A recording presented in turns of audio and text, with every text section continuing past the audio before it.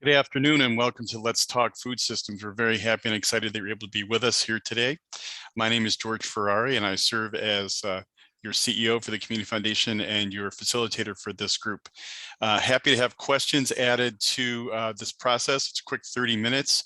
Our guest will present a little bit of information, then engage in some of those conversations and questions. Nancy Masici here at the Community Foundation will manage that process for us. Our next Let's Talk after today is March 8th. Same time, 12 to 12:30, and that'll be with Frank Kruppa, who is the County Health Commissioner on mental health issues. Frank also happens to be a board member of the Community Foundation. But today, we're very excited to have Katie Hallas with us. And Katie is the Community Food System Plan Coordinator at Tompkins Food Future.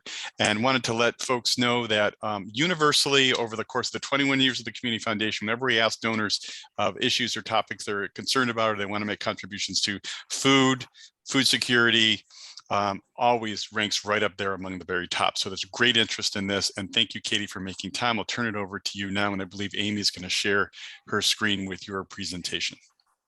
Welcome. Thank you, George. Hi, everyone. Great to see your faces. Thanks a lot for the opportunity to be here with you all today. I'm excited to share a little bit more about what I'm working on with Tompkins Food Future. The opportunity to share with you all what we've been learning about our local food system and the direction that we're heading in as we work to create our county's first ever community food system plan is super exciting. So I really appreciate you being here and I'm looking forward to sharing a bit about what we've learned over the course of the last almost 2 years. This initiative is focused on cultivating a stronger understanding of and appreciation for our local food system, its challenges, its strengths, while also generating a collective vision for our community's food future. And this work will manifest through the creation of the food system plan that I mentioned, a roadmap or a blueprint for long-term planning, actions, policy, advocacy, and support. So what Tompkins Food Future isn't is all of the on-the-ground amazing work that's been going on for decades in this community. What it is an attempt to bring all that together under a common vision and energy to really look at what more we can be doing to build towards a more sustainable, resilient, equitable future for everyone in our community. So we need a stronger food system now. I don't think too many of us would argue with that. Like air and water, food is absolutely essential to our survival, and it's a huge source of enjoyment, pleasure, pride, connection, identity. The list goes on. In 2019, when the Food Policy Council of Tompkins County brought forth this idea and this imperative for a food system plan, the Community Foundation and the Tompkins County Legislature agreed that having a community-supported food system plan is good community practice and good government policy. And with this common vision and collective energy, we can strengthen our local farm and food economy. We can take proactive steps to mitigate climate change. As it relates to our food system, we can ensure a more equitable food system where all residents have access to nutritious, appropriate, culturally appropriate food that they want to eat to improve their health. After several years of this pandemic, it's even more clear and more important that we build intentionally towards a more resilient food system. So laying this foundation locally, we need to plan now to ensure that we have a robust farming economy and a food secure population long-term. We need to collaborate at a regional level in our regional food system and our state food system if we want to become less dependent on the global food system and the structural inequities and inherent harm and damage to our planet that is part of that system, and the inevitable disruptions that are coming down the pike.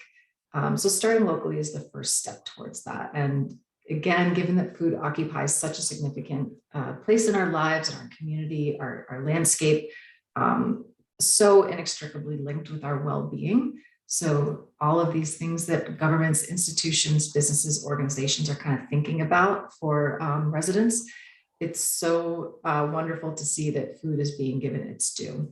And we can go to the next slide.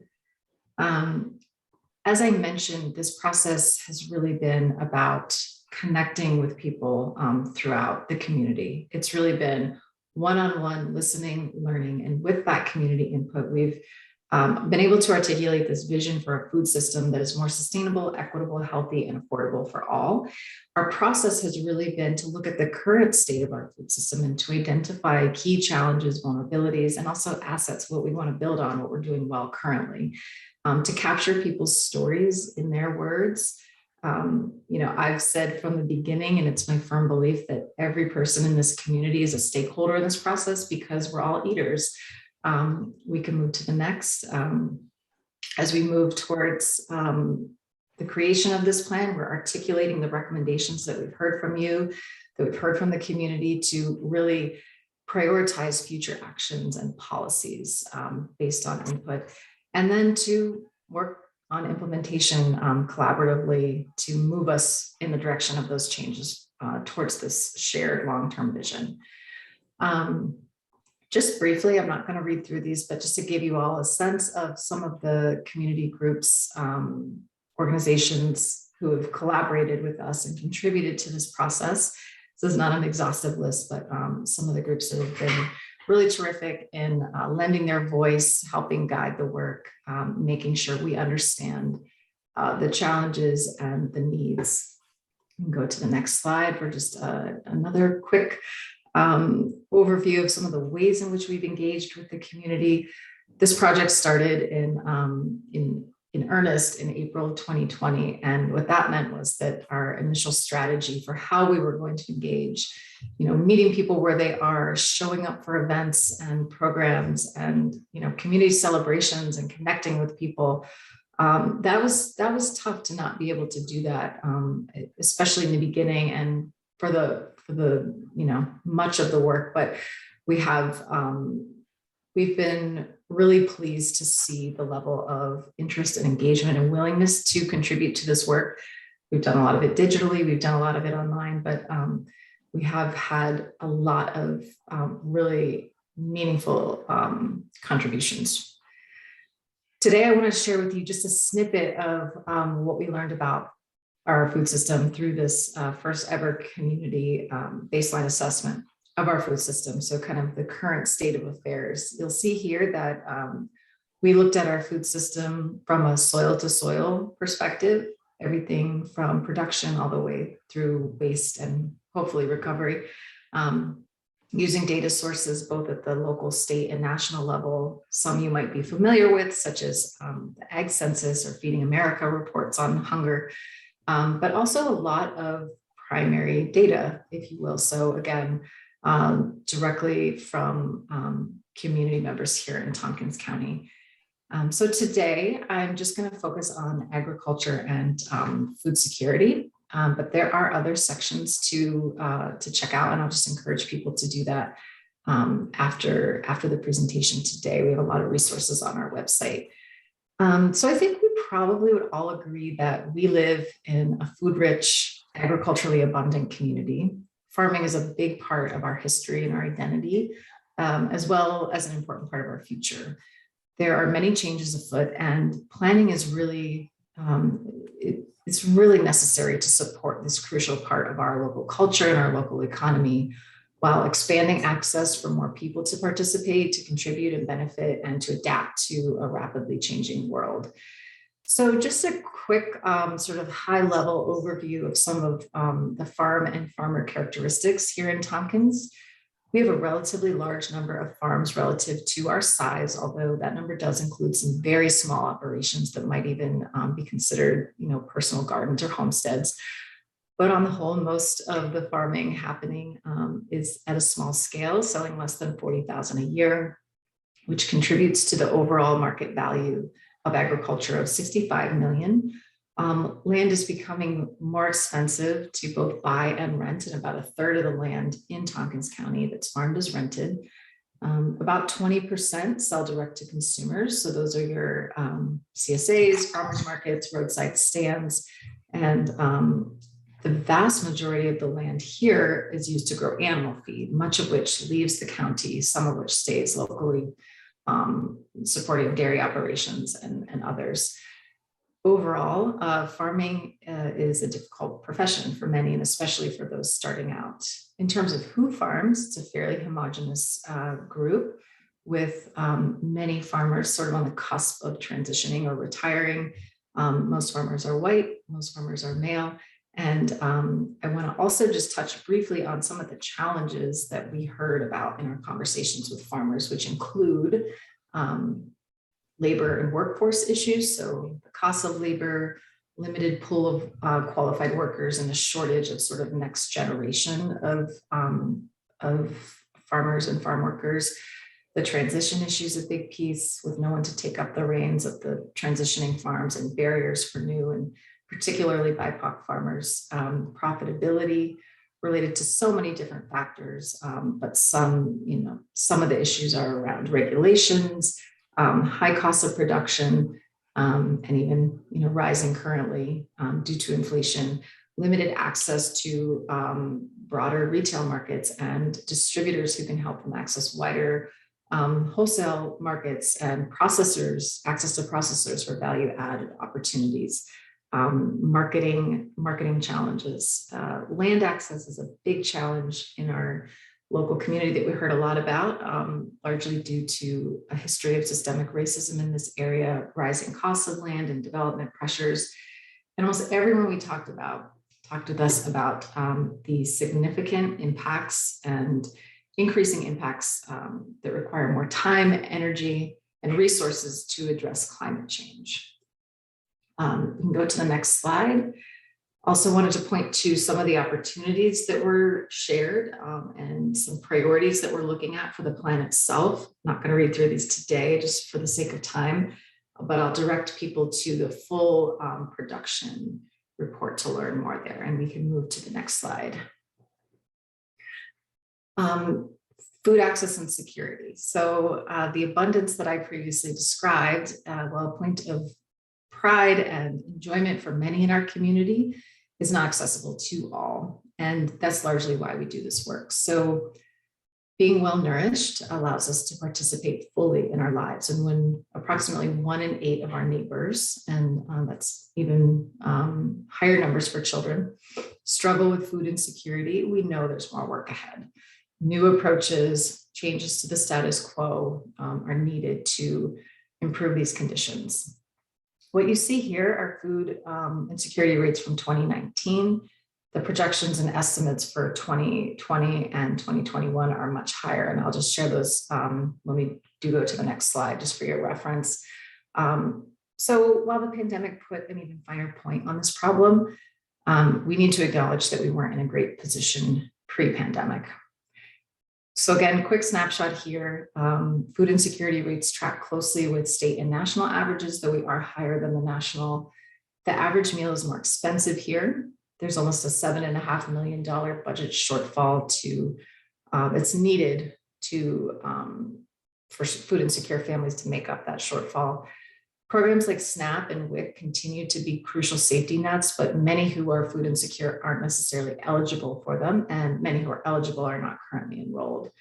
Certain areas of the county have higher rates of food insecurity and enrollment in programs, pointing to the need for a more nuanced understanding of what's going on locally. So people have talked about the need for a targeted, well-resourced, ongoing local effort to track, monitor, and improve food security among residents. A couple of the challenges that we heard about in speaking with not only practitioners, but also people who are food insecure themselves, along with food pantry staff and volunteers. Affordability is a big issue. Time for shopping and preparation is a limitation. Simply being aware of the services and resources available. There are so many resources in this county and amazing programs to help people, and they're often concentrated in the city. They are at times hard to keep track of. People struggle to know whether they're eligible, what they need to do to receive support, so the hoops to jump through. So really, getting us thinking about what are the tweaks that could be made in the very short term to just make it easier for people to get by on a daily basis. Access to nutritious, fresh food, whether it's at food pantries, schools, convenience stores. We heard about a spectrum of transportation-related issues that disrupt food security, and also racial disparities in food assistance enrollment and higher levels of food insecurity among Black residents in particular. Of course, we can't talk about this issue without talking about the systemic problems and the root causes, everything from income inequality and wealth inequality to racism, classism, housing and transportation insecurity. It's all linked. And so as we work to address one of them, we kind of have to take them all on as a system. Also really interesting to hear about people's dissatisfaction with the current emergency feeding model, which was not intended to last forever and is meant to be sort of an emergency response. People really expressed a desire, like on both sides of the coin, to dramatically shift this charitable service model toward, you know, a more dignified, empowering approach, whether that's community food centers or free groceries where people can just shop, and really the desire to reduce the need for them altogether. So while we really want to continue to be responsive and, you know, be able to respond to the need downstream, we're also really thinking about the work upstream and the, you know, the long-term high-level systems work that's needed. And lastly, I'll just touch on climate uncertainty, which promises food system instability, price spikes, disruptions for everyone. We can go to the next slide. Briefly here, opportunities. Again, I'll just point you to the full report to learn more there, and we can head to the next slide, please. I'm not going to dive into these directly today, but we can just step through these briefly to share infrastructure. The next is food environment, consumption, food waste and recovery. Please do check out the executive summary, which is linked in the presentation, to dive a little deeper into those. I want to leave time today to hear from you all, and we can go to the next slide.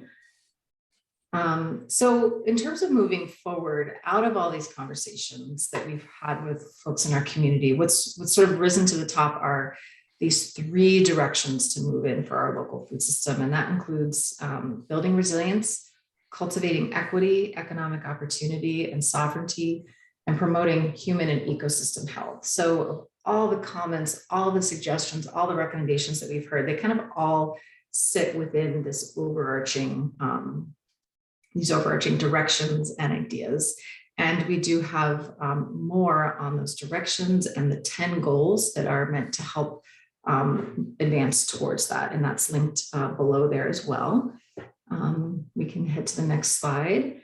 And as we work towards implementation, so as I mentioned, we're about 2 years, almost 2 years into this project, we're moving towards taking all these recommendations that we've been hearing from the community to finalize the food system plan later this spring. And from there to provide support to all of the institutions, governments, organizations in our community, many of whom are doing this work currently, and also others who we want to encourage and invite to really think and act on what might your role be in the food system, how can you play a part, and how can we implement some of these changes to move towards these shared goals together.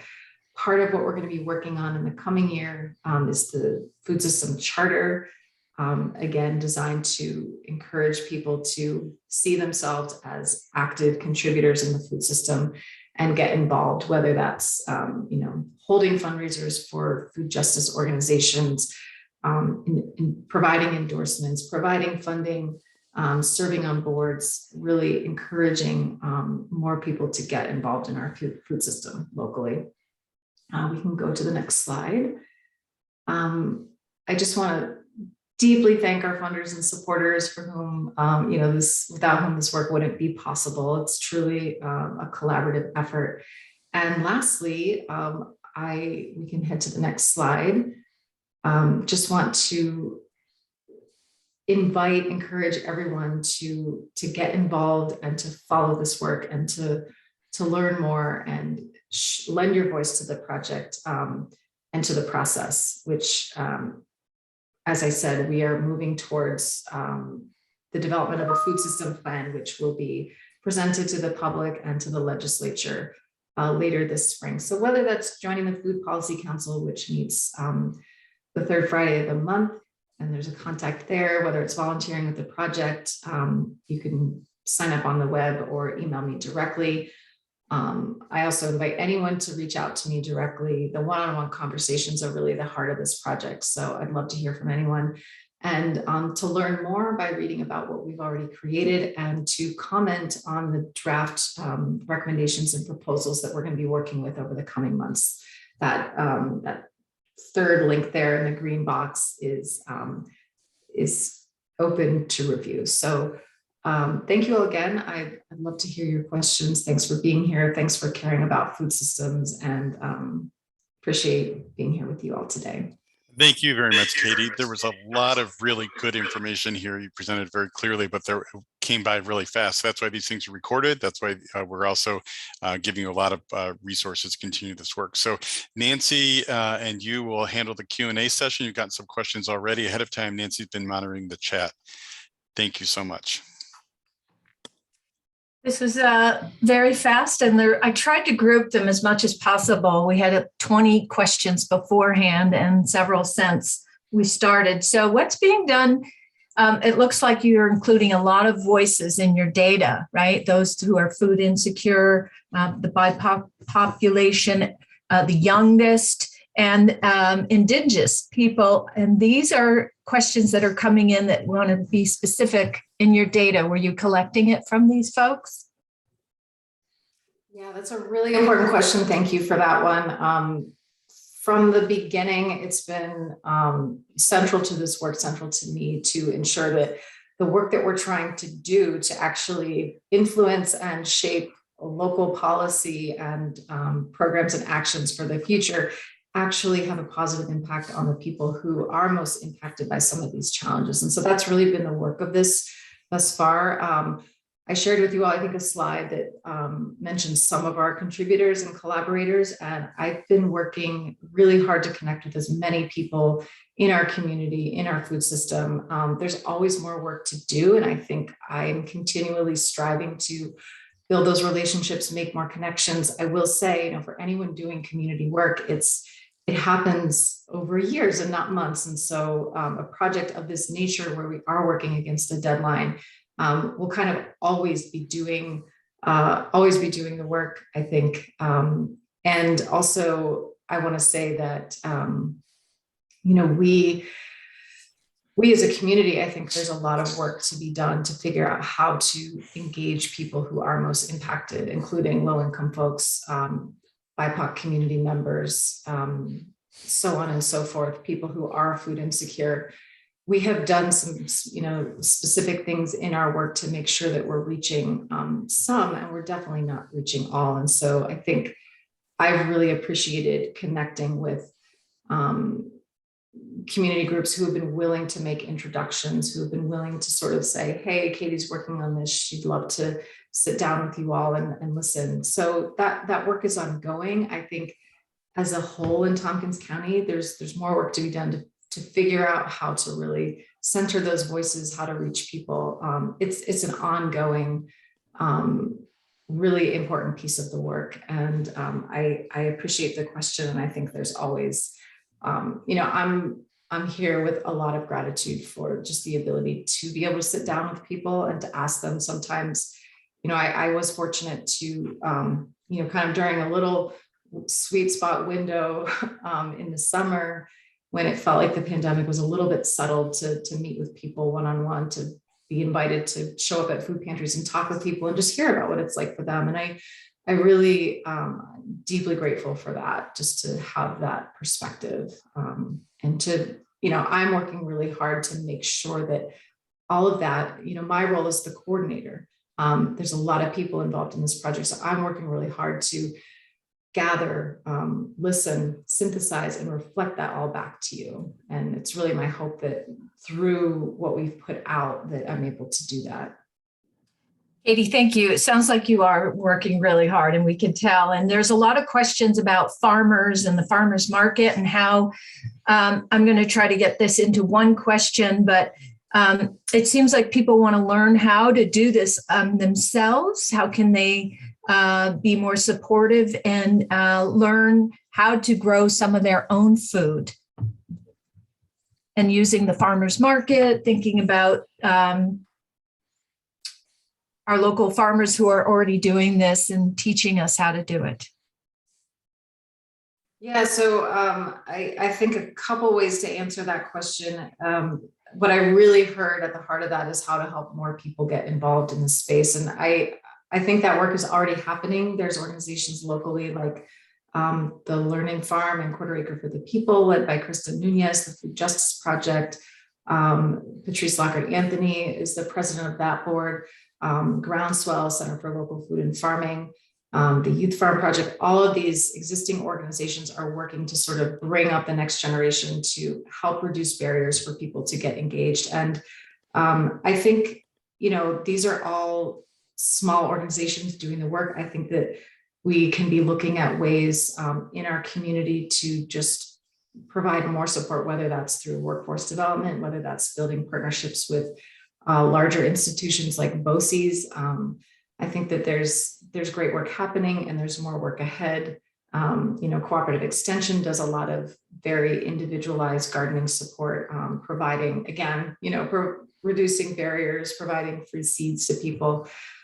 So I think part of it is really just also finding people who maybe don't even realize yet that they could be growing their own food, participating in the food system in this way, and helping to share that is possible.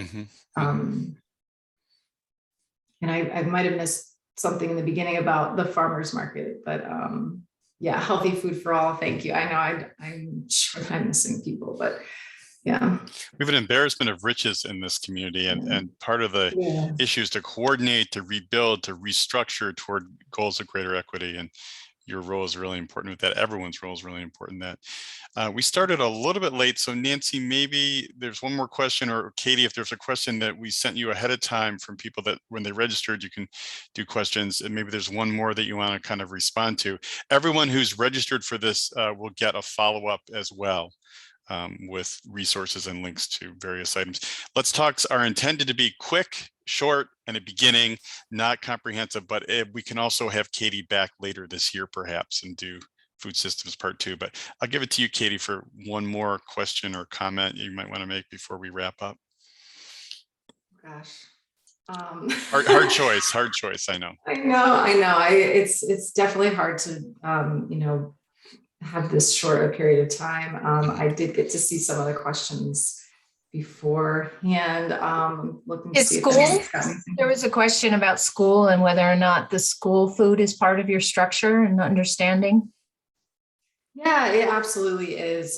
School food is, with institutions in general, I would say we've got so many places where people are showing up daily to eat. And so I think a lot of the work ahead in terms of, what we're hoping to advance with the plan and hopefully garnering more action and activity from, some of the facets of our community where there hasn't been as much of an active role in the food system, to really look at, schools, hospitals, businesses, what they can be doing to support the local food system. And our schools are already doing so much, through the Farm to School program and other great initiatives. So it's definitely something that we've been looking at, trying to better understand, building off, again, a lot of work that's already happening. But I think, why I'm really excited about this work is it's sort of the first time that it's really trying to pull it all together and tie it all together. It's such a complex system. And I think, continuing to think about the long term, I see it as such a privilege to be able to kind of pull back from the day-to-day, all the responding to the needs that's happening. But I'm really excited about what's to come. I'm excited about the potential for structural big policy changes that can, hopefully leverage everyone's collective passion and energy to really move us towards the future that I think we all want to see and everyone in our community deserves. Great. I want to thank Katie Hallas, who is the Food System Plan Coordinator for Tompkins Food Future. I want to thank each one of you for your interest in this issue and this topic and for what you're already doing. There are so many people and organizations focusing on this and coordinating together. And I want to thank you for trusting the Community Foundation for being a source of some of the information you need to coordinate and support your charitable giving in all areas, but especially in this area, because as I mentioned at the beginning of our session together, far and away, this is always the issue of most interest and concern when we talk to donors. So appreciate us rebuilding and redoing a more equitable food system from a position of social and racial justice and our support of each other in doing this work. It can be done, and there's great joy in doing this work as well and doing it in community with each one of you. So thank you so much for being with us. Let's talk. Thank you, Katie, and we will see you next March 8th with Frank Krippa, who is the county health commissioner, and he'll be talking about mental health. Thank you. Thank you all. Thank Take you. care, everyone. Thank you, Katie. Thank you so much.